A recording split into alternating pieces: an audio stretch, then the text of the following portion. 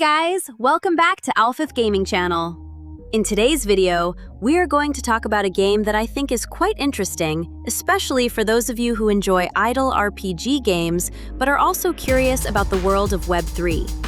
The game is called Idle Fantasy. It is a 5v5 idle RPG with a blockchain-based play-to-earn concept, developed by Game Winner Network Technology from Hong Kong. What makes it even more interesting is that the game has now officially been onboarded by publisher Nexus through the OneWave ecosystem. For those of you who don't know yet, OneChain Nexus is currently running a campaign for this game called Stream the Ultimate Squad. In my opinion, this is a pretty interesting time to give the game a try. Why? Because besides enjoying the game itself, you also have the opportunity to earn rewards in the form of One tokens. The process is quite simple. You just need to create a video about Idle Fantasy, talk about its gameplay and all of its in-game features, and then upload it to your YouTube channel, Facebook page, and TikTok. Alright, now let's get into the most important part, the gameplay. Idle Fantasy uses a 5v5 battle system, which means you'll need to build a team consisting of 5 heroes with different roles. There are tanks, warriors, assassins, supports, and mages. In this game, you can't simply put together the heroes with the highest damage and expect to win. Formation and synergy between your heroes are also very important. You need to know who should be placed on the front line, who should stay in the back line, and which heroes are responsible for disrupting the enemy's formation. For the front line, one of the heroes you can use is Tyr as your tank. Tyr has a skill called Light Sacrifice, which allows him to taunt enemies while also reflecting damage.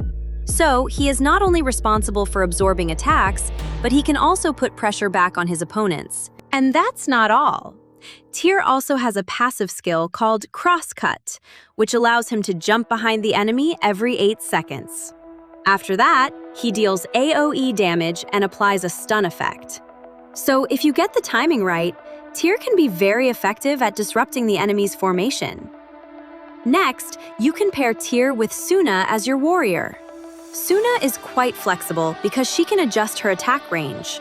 Besides dealing damage, she also provides several useful buffs for the entire team, including critical, rage, and vampire aura. Personally, I think vampire aura is particularly interesting because it provides lifesteal to the entire team. This means your team has better sustain and is less likely to go down quickly during battle. For the next hero, we have Minamoto. Minamoto can play the role of a disruptor thanks to his dashing strike. Every 8 seconds, he can dash through the enemy formation and move directly into a deeper position. This makes him a great choice if you want to disrupt the enemy's formation, especially when you want to target or pressure the heroes in the backline.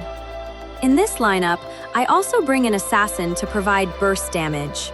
His skills deal massive damage, making him perfect for destroying the enemy's backline. And finally, we have Shi as our support. Her skills are really useful because she can heal all of our heroes, allowing the team to survive longer in battle. So don't just look at the damage numbers of each hero. The combination of skills and effects is also what determines how effective your team will be in battle. Now, let's move on to one of the main reasons why this game is interesting to talk about, the AFK Progression system and its Web3 ecosystem. Just like other idle games, you don't need to stay in the game all the time to earn resources. Even when the game is closed, the AFK Progression system continues to work, and your heroes will keep collecting resources such as Hero XP, Gold, Upgrade Studs, and Gems. So if you're busy and don't have time to play for a few hours, you can simply close the game.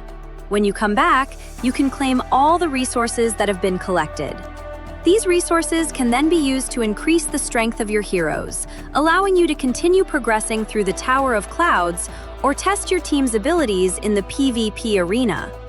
In the Tower of Clouds, your goal is to climb as high as possible.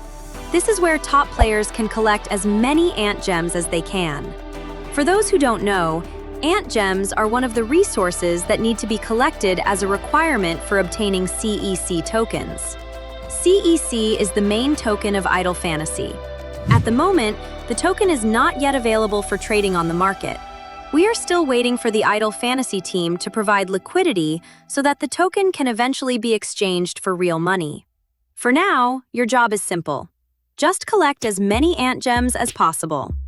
Now, after talking about the AFK system, let's take a look at how progression works through the world map.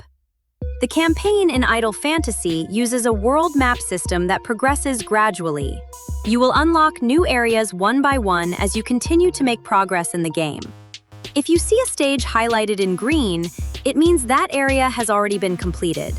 Then, at the end of each chapter, you will usually face a boss. Once the boss has been defeated, the next area will unlock, allowing you to continue to the next chapter. However, there is one feature that I think you definitely shouldn't ignore, especially if you want to develop your account faster. It is called Hero Expedition. Through this feature, you can send your heroes on different quests to earn additional resources. The quest tiers vary from easy all the way up to despair. Now, there is one important thing you need to pay attention to. Each quest requires stamina called chicken legs. So don't let your stamina stay full for too long.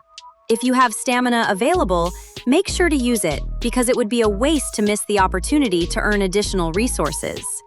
You also get 2 free refreshes every day. My advice is not to use these refreshes randomly. Try to use them to search for higher tier quests. The higher the quest tier you find, the more valuable the potential rewards can be. And if you want to take Hero Expedition even more seriously, there is another feature you can consider, the Expedition Privilege Card. It costs 980 diamonds. But don't worry, this card can also be obtained for free through certain missions, so you don't always have to spend your own diamonds. What makes this card interesting is its pity system. On the first refresh, you are guaranteed to get a difficult or despair quest, which is marked in purple. Then, on the third refresh, you are guaranteed to receive the highest tier quest, which is marked in orange. So if you are seriously focused on farming resources through Hero Expedition, this feature can be quite helpful. The main point is that you shouldn't focus only on the campaign and AFK progression. Features like Hero Expedition should also be utilized if you want to maximize your account's progression. Alright guys, so that was an overview of Idle Fantasy. Overall, this game tries to combine a simple idle RPG formula with Web3 elements and an on-chain reward system. So, for those of you who enjoy AFK progression but also want to experience blockchain elements in a game, Idle Fantasy could be an interesting game to keep an eye on. But of course, our discussion doesn't end here. In the next video, we're going to take a deeper look into the game and discuss more of its interesting features. So, if you're interested in following the development of Idle Fantasy, don't forget to like this video and subscribe to the channel. And one more thing. Don't forget to keep an eye on the development of the Crosswave 2.0 campaign.